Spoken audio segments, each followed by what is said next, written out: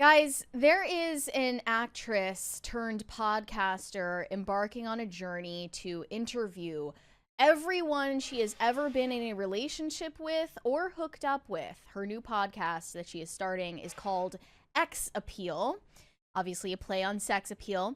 And she got this huge feature in the New York Post and a photo shoot. Can you please just scroll through the photos of this woman? Because I think if you just look at the look on her face, you can see the crazy. It's very obvious when you look at this woman that she's crazy. I'm not gonna lie, this is one of those things where, guys, sometimes I find articles and I send them to Mary, and I'm like, why did I do that? Yeah, what did you do to yourself? I'm torturing myself here, bro. So I mean, she looks about as crazy as she is. Like she is crazy girl in a TV show coded. Right. And obviously this woman is not representative of the female population at large, but she is part of, I believe, a growing trend of women who are now openly admitting that they cannot get over their breakups and their ex-boyfriends or ex-hookups or situationships. It's a 20 there.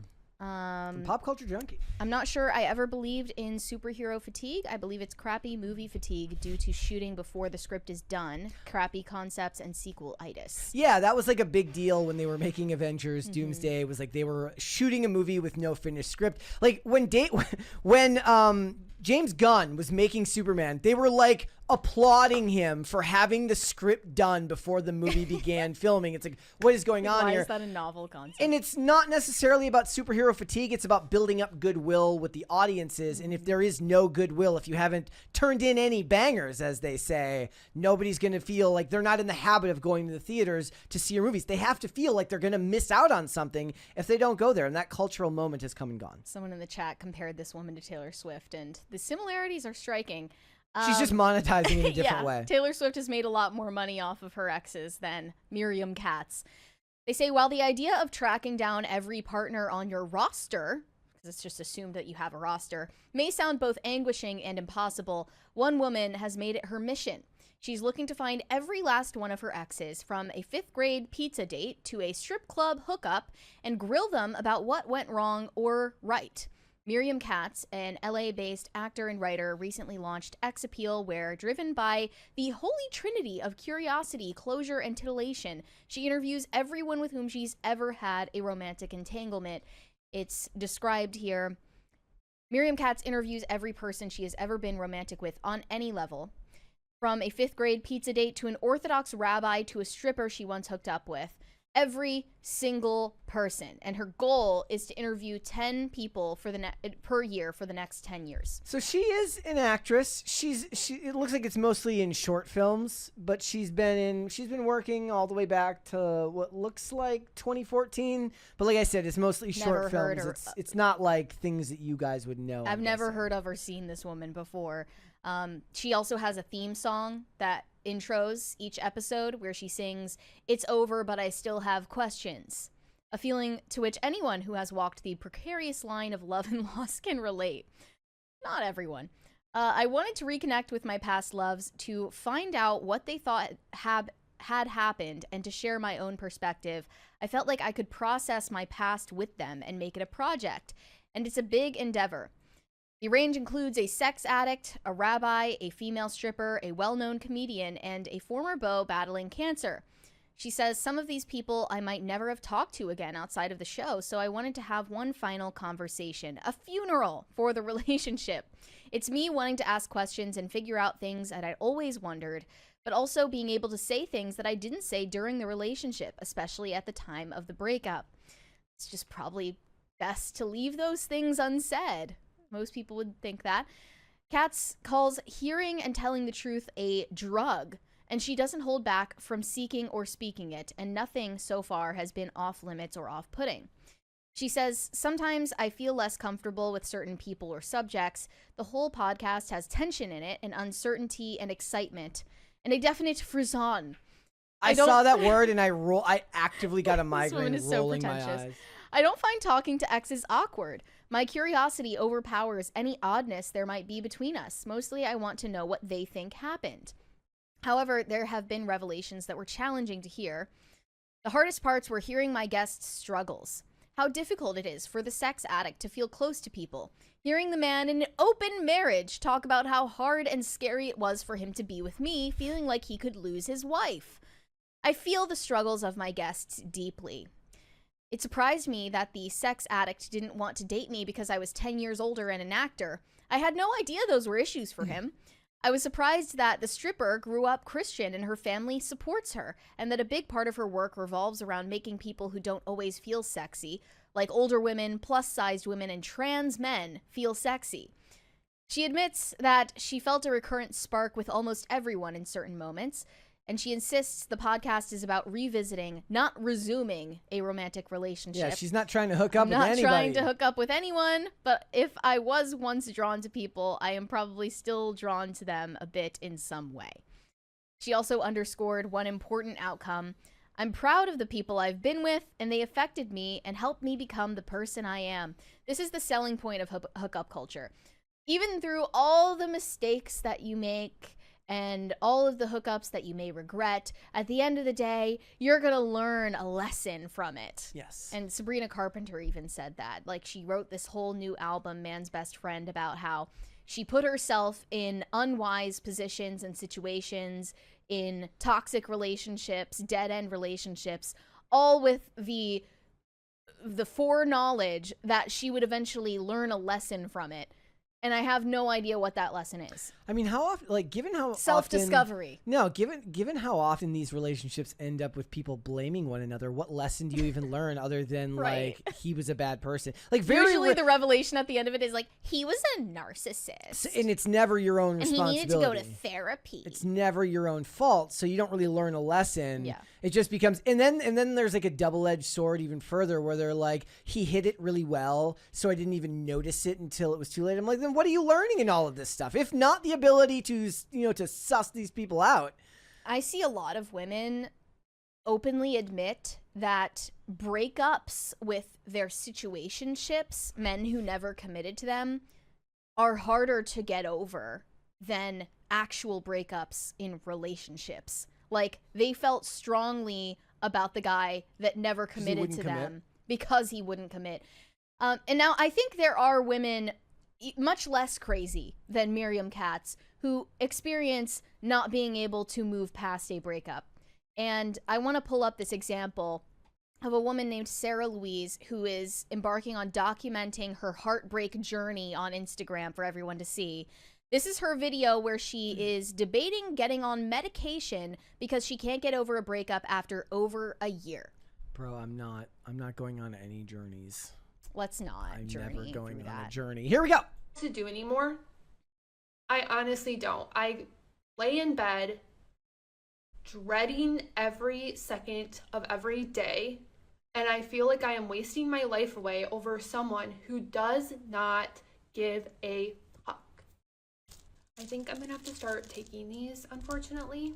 It's been about a year and a half since my breakup, which everyone is aware of online because I overshare. I have been holding off on taking medication. I honestly cannot continue to live the way that I'm living for the past year. I've wasted a year of my life being sad. I feel like I've been in hell. I get a lot of people giving me suggestions, saying that I should be over it, saying that I'm over dramatic or whatever, getting views from this. I don't make money off of this. I don't really make a lot of views off of this.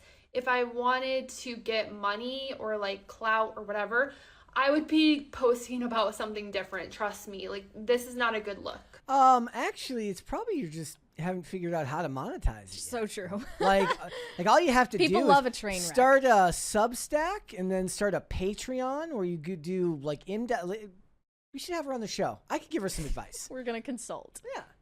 Okay. I have been to therapy, which honestly, I think therapy made it worse. I've been in therapy for That's a hot take. It is. Yeah, In their circles, often. that's a hot take. over a year since my breakup happened. I got into therapy right away. Being more into like nervous system regulation therapy, like EMDR, things like that, that I've heard really good things about. Do you know what that is? No. Sorry to keep pausing, but like I'd rather like not forget the question later. Do you, EMDR? No, I'm not Okay. familiar. I've never heard of that. About with like traumatic breakups and all of my goals and everything that, you know, I can picture in my future, I feel like that all does not matter. I can reach those goals. I can get to that future place and it wouldn't matter. I would still be miserable and I would still be depressed and I would be still reeling over my breakup, which is very embarrassing. I was thinking about it the other day and I was thinking about, I'm not mad at the situation. I would never be mad at someone for doing what they feel is best for them. The part I think that I get stuck on is I feel so bad and miserable and I have to like sit here, get intensive therapy, be on medication, do all of this stuff just to live normally. I think this is honestly my last thing that I can try. It's Prozac. I've been on Prozac before, like This is wild. Yeah. prior to all of this, and it did help me a little bit. But I am at a crossroads on what to do and where to go from here. A year and a half post breakup. That is crazy. And the first comment I see says, a breakup can feel like losing someone to death. The grief can be just as deep. And a year and a half is not a long time to heal from something like that. You lost your potential life as well. So she's also, I guess, mourning the life that she imagined with this person. Maybe she wrapped up a lot of her own individual identity into this person, likely due to having a personality disorder. Normal people don't feel this way like a year and a half after a breakup. It's not something, I mean, she certainly had issues before this relationship even started. But I screenshotted this woman's post and commented on it on X recently. I said, I'm convinced a huge reason why people obsess over their exes and can't move on after breakups these days is because they had premarital sex oftentimes while living together. You're just not meant to be that close to someone and never see them again. And I do think that that compounds on the feelings of loss. The closer you were to the person, physically, literally, will make the pain of losing the relationship all the more unbearable and long-lasting. Yeah. And I saw another post relevant to this saying every long relationship, 2+ years, is basically a divorce when you end it, especially if you lived together. These pseudo-divorces come with all the same logistics of uncoupling. Maybe not all of them, but many. Who gets which friends? Where is my stuff? What's still yours? How do we tell people? Who's Netflix? Who made the dentist appointment?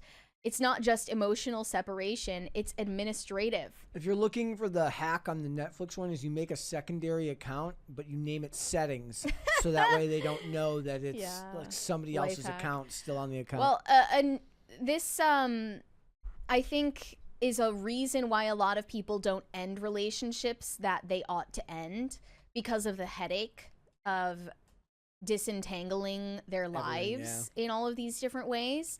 And I saw a skit about the couple that really should break up but logistically can't, which is kind of a recession indicator. This but one? Yeah. Here we go. Look. Wait. Out, or do you want to look for a place, or? Yeah, I don't know. I mean, we just got that like Costco haul, so that'll take, you know, like the bananas and avocados will take 6 days. Oh yeah, I get the French bread pizza from there. I'm not giving up my French bread pizza. Who gets the Costco card? There's that restaurant we saw on TikTok that we wanted to try, so maybe we should like go check that out. And we do have tickets to that movie next Tuesday. Yeah, my mom said that she wanted to stay here in October. She is staying with us from the 9th to the 11th. Yeah, maybe we can turn the kitchen into like a new bedroom for me, you know? You can take the kitchen and the bathroom. I'll take the hallway and the bedroom, and we can just stay out of each other's way. Yeah, I'm on your family's Disney Plus account until November, so maybe we could just like at least go until there. And I do have our Netflix subscription until the end of the year, so I don't know, you want to just like call it in like 2026? Yeah, 2026. Yeah, let's just roll it over. Okay, love you. Good shot. Yeah, this is healthy. Well, don't say love you. That's just twisting the knife. Like, this is actually the reality for a lot of people. And then the big question in my mind is, if you're doing all of these things that essentially married people do, why aren't you married? That's the reason why you're not getting married, is probably the reason you shouldn't be together anyway. Yeah. But you are held back from ending a relationship that is a dead end because of all of the inconveniences of breaking up. Olivia Dasovic is in the chat. She says, quote, "This is weird." The whole thing is weird. The whole story is weird. But No that's shit. no shit. All right. Thanks for watching. Listen to full episodes of Pop Culture Crisis on Spotify. Keep up with us on social media and make sure you subscribe and ring that bell so you never miss the show. Bye, guys.